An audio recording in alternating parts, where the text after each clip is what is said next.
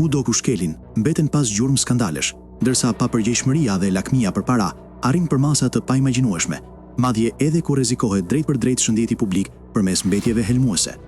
Në zonën e Porto Romanos ndodhen prej shtatorit 2024 plot 102 kontejner, të cilët tashmë është konfirmuar se përmbajnë mbetje toksike shumë të rrezikshme.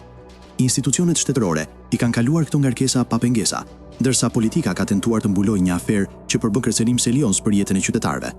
Pas një hetimi të zvarritur për rreth 1 vit e gjysmë, prokuroria e Durrësit urdhëroi 33 masa arresti, përfshirë edhe 7 zyrtar shtetëror.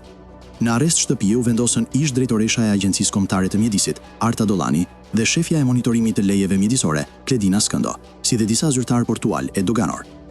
Dollani, një figurë e promovuar ndër vite në postë kyçe, lidhet ngushtë me ministren Mirela Kumbaro, në drejtimin e së cilës ka mbajtur funksione të rëndësishme.